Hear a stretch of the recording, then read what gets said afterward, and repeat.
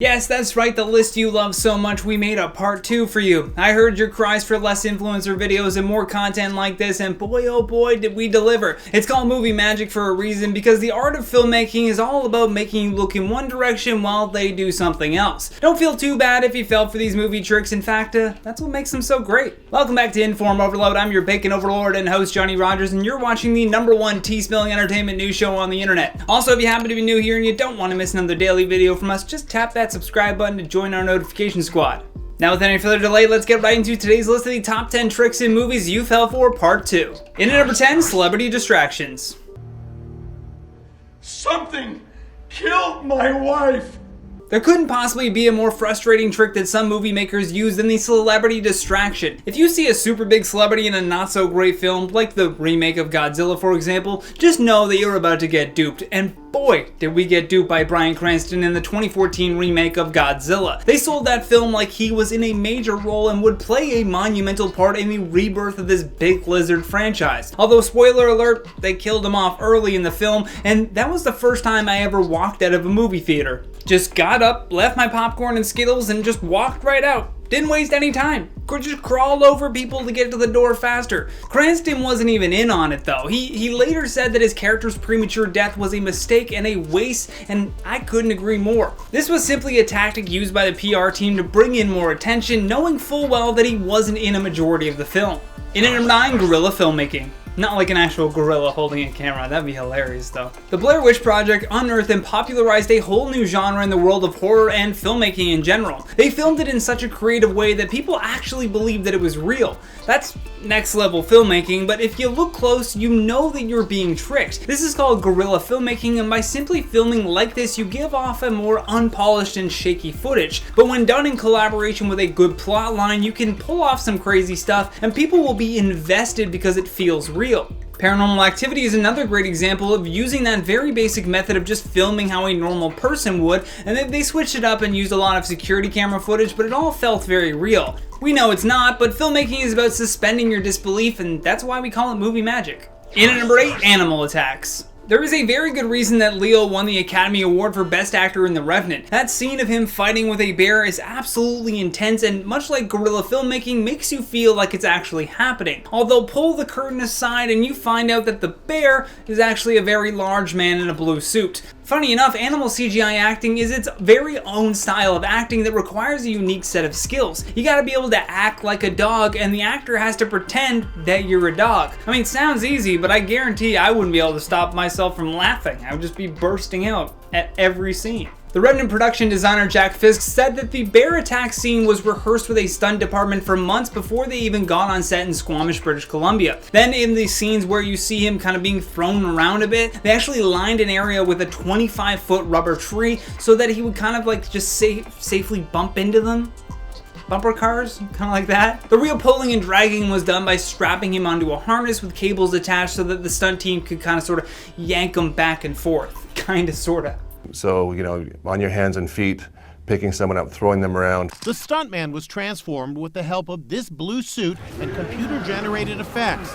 In at number 7, the fourth wall. The reason we connect with Deadpool per se is because he directly speaks with us. Otherwise, you'd just be watching a guy murder people. Breaking the fourth wall helps the audience better connect with characters, and in certain situations where the character may not have, say, likable qualities, they break the fourth wall. Perhaps the most popular example of this movie trick is the character of Patrick Bateman in American Psycho. He is constantly breaking the fourth wall to share his inner thoughts, if you will, and give the audience a sneak peek into the inner workings of his brain. This is done so that you now have a bias towards his further actions. You now believe that what he's saying to you is true, and therefore can make excuses whenever he messes up. In at number 6, the multiverse. Back in the day, we used to just call them sequels or a franchise, but when Marvel started to create their own connected movie universes, started a powerful new movie trick, and all thanks to Jon Favreau, who looked at what was already there and found a way to rebrand. The idea of a multiverse, or an interconnected timeline, I guess I should say, kind of already existed. Both Marvel and DC created this long ethos of comic book characters, and Jon Favreau simply found a way to connect them cinematically. The biggest movie trick, and we all fall for it now, is that end credits preview. They found a way to get us to sit through the credits just to find out what's going to happen in the next sequel. Although we now understand the concept of the franchise as a multiverse or connected timeline, and that change in marketed language is so strong that we'll sit through the credits. Sometimes you sit through the credits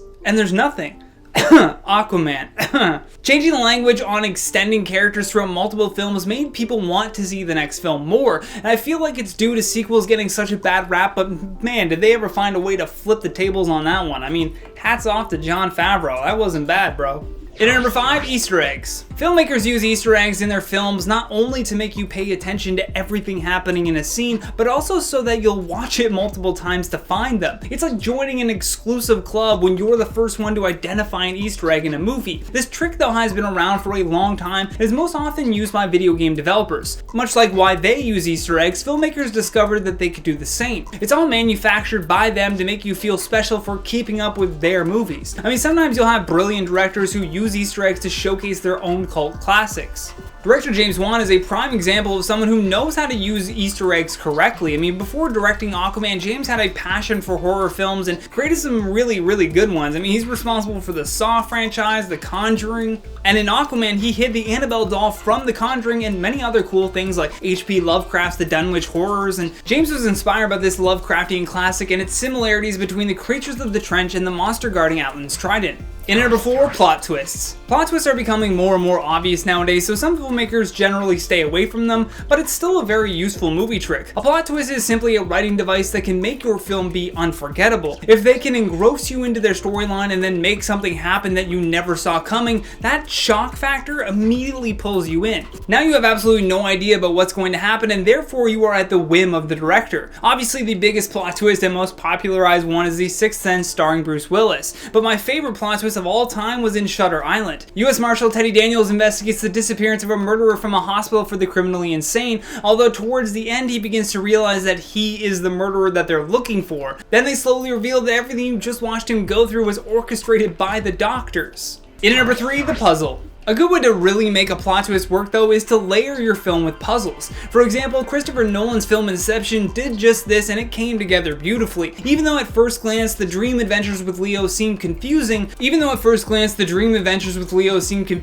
they're surprisingly not that complicated. That being said, the writers do an excellent job of keeping the story and dialogue interesting so that you slowly forget where the characters actually are. At some points you'll think that they are back in the real world and then all of a sudden they enter into another dream state and so on and so forth. Layering and creating this sort of puzzle going in the background is something that tricks our brain. We want to remain focused on the conversation because we're social creatures, but the idea of what reality these characters are operating in continues to be tracked in the back of your head, and that's because of Latin philosophy. I think, therefore I am. It's like our monkey brain is stuck on always thinking about our own reality, so that's exactly why the whole concept of Inception just works so well cinematically. In at number 2, the close-up. Although this trick is rarely used nowadays, there was a point in time, particularly in Bruce Lee movies, where the cameraman just would do this extreme zoom on the actor's face, and techniques like this are used in film to increase the emotional intensity of a scene. Most of the time it's on an actor's eyes to catch those subtle movements that translate into bigger emotions. This again fools the audience into emotionally attaching themselves with a particular scene, all of which can and will be used against you later on if they want to. Like how Game of Thrones makes you love a certain character and then just kills them off later. Other times though, the close-up can be used on things like, say, a clock ticking. I mean, this one skill, when put in tandem with an alternating shot between two scenes, can be used to make you feel uneasy. For example, if you have two characters, say, sitting at a table and they have no idea that a bomb is strapped underneath, you would then cut back and forth between them talking and then a close-up on the bomb ticking. That will instantly make you feel tense and fearful for what's about to happen. Last but certainly not least, in our number 1 spot, the single shot. The single shot, or the one shot as it's commonly referred to, is a big trick that every filmmaker tries to work into their film. There's something magical about a long scene without cuts that follows a character. It appears like you're right there with them, but safe from all of the action. Extraction did this technique by literally strapping the cameraman slash director to the front of the car as they followed this long chase. He actually ended up ramming into the car that he was following and landing in the back seat of it, which just kind of upped the quality of the one shot. Although that was amateur hour compared to the legends of the one shot in the World War I era film 1917.